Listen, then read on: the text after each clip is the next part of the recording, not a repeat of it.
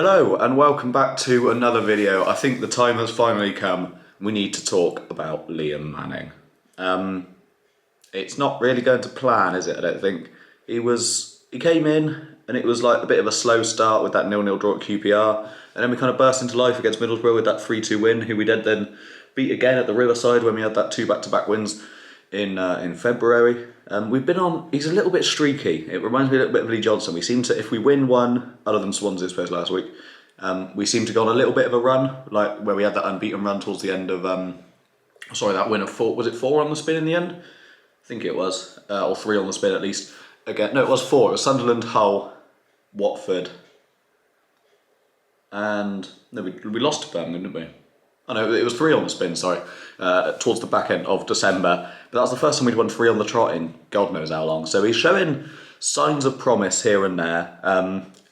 Personally, I think some fans are turning on him a little bit early. I put out a tweet the other day saying I was recording this and asked for people to sum up their thoughts in 5 words or less. And a lot of it was, has no idea, or needs more time, needs a window, needs a pre-season, etc. Which I think is probably where I stand. I think if we don't win again this season or something like that, if it goes horrendously wrong again over these last 8 games like it has the last 6, then I think you probably are justified to sack him. But if he doesn't do that, if we finish the season all right, we get, let's say, 4 wins from these 8 games or 3 wins from these 8 games and a couple of draws, then I think that's all right. That's acceptable. We've got nothing to play for now. It's highly unlikely we're going down. We're not mathematically safe, obviously, but everyone below us is so bad that I think we should be all right, especially after that win over Swansea the other week. But yeah, it's just growing quite frustrating to watch. Like, we got promised when he came in, we got promised this possession-based, attacking, front foot football with this top 6 squad that we supposedly have, according to John Lansdowne.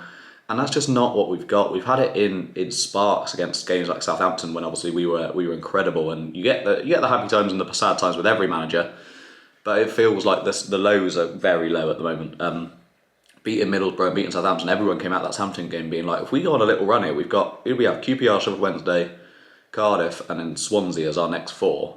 With Ipswich as well, which was always going to be a tough game, and ended up somehow being our best performance in those 4 games, or 5 games, sorry.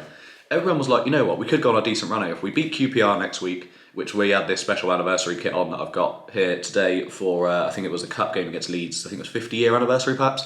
It was either 50 or 60 years, I can't actually remember off the top of my head. But everyone was like, you know what, if we beat them, we beat Sheffield Wednesday, or at least get a point, because Hill was not an easy place to go at the moment. Danny Roll doing a brilliant job trying to steer them into safety, into Championship football next season. And then you got the derby, which you have to win. Obviously we didn't. We lost 1-0 through to that Perry NG header, who has scored in both derbies this season, both from a corner, both from a header, both from poor defending. Should probably start marking that bloke.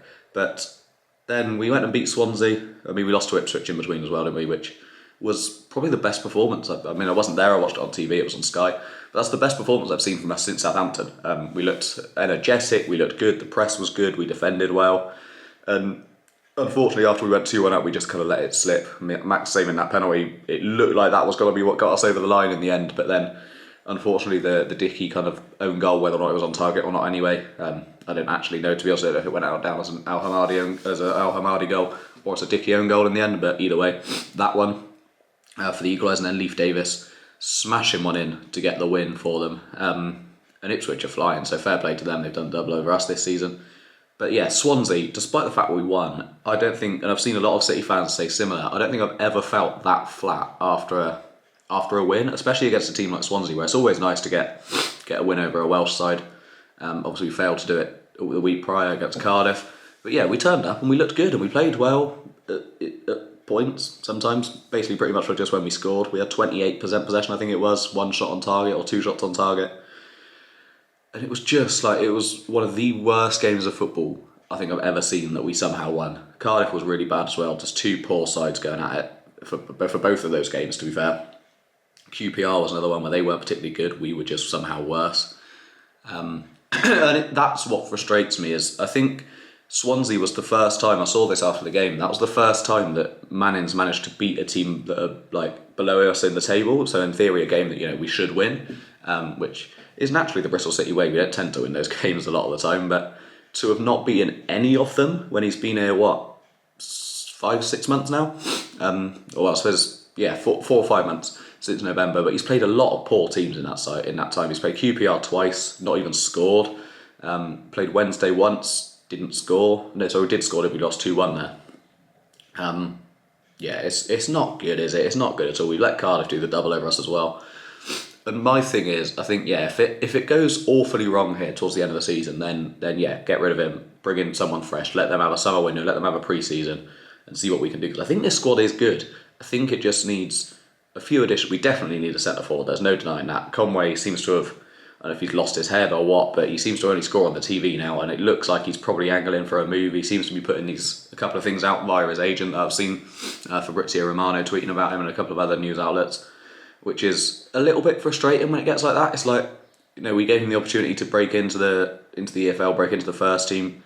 And I appreciate you're right, he's not been our starting striker for all of this season, but he was injured for large parts of it, and he hasn't been brilliant since he came back. Wells also not brilliant and very old. Well, not very old, but he's knocking on. He's not always got to be able to do a full 90, etc. But the amount of sitters that Conway's missed this season is doing my head in. It's actually painful. The majority of his goals, I think, have still been penalties. The goal against Ipswich was his first open play league goal since I can't remember what game it was, since Huddersfield on the 9th of December. Which, by the time we played Ipswich, that was 3 months ago. It's it's not really good enough, is it? Unfortunately. So whether or not he moves on in the summer, his contract's out of date, I suppose, next summer. In terms of the end of next season.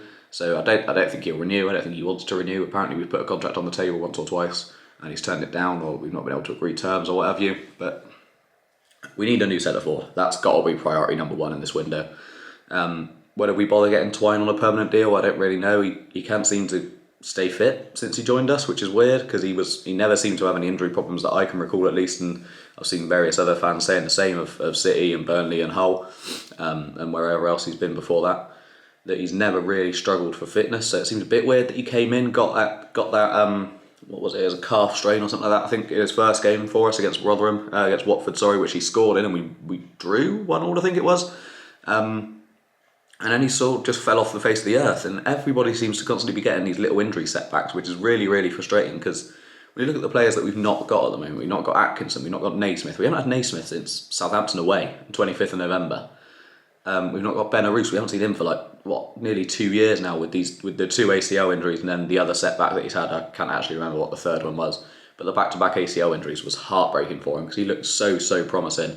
And I just really hope that when he does come back into the fold, hopefully towards the beginning of next season with a bit of luck, that he's there and he's ready, he's raring to go. I'm sure he'll be more passionate than ever to try and just get back on the pitch and get back to his best.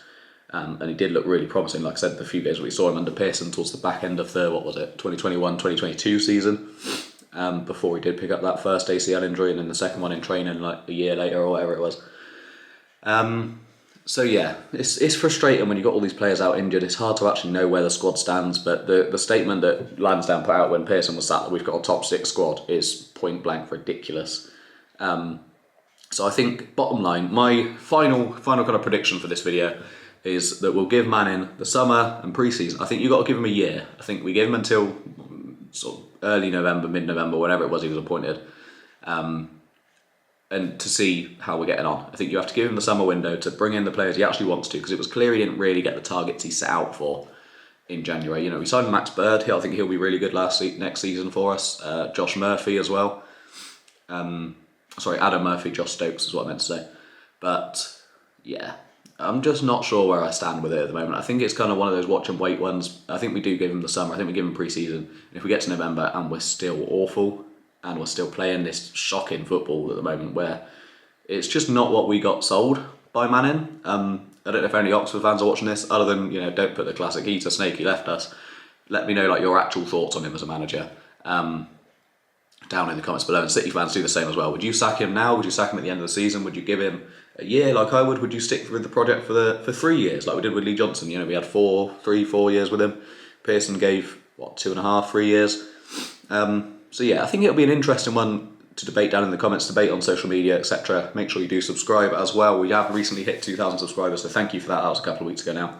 But yeah, we gotta try and keep pushing. I've got a few decent plans towards the end of this season, hopefully, with a bit of luck. I was trying to get Old Firm tickets for in 2 weeks' time.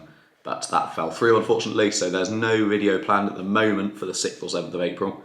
If you've got any game suggestions other than City to go to, because I quite frankly don't want to go to Sunderland to watch us at the moment, then do leave them down in the comments and I'll see what I can do, try and organise something and try and get to a game so you've still got some videos to watch that weekend from me. But yeah, that's all for today. Bottom line, give Manning the summer window, I think. Hopefully, maybe. Unless it all goes terribly wrong at the end of this season.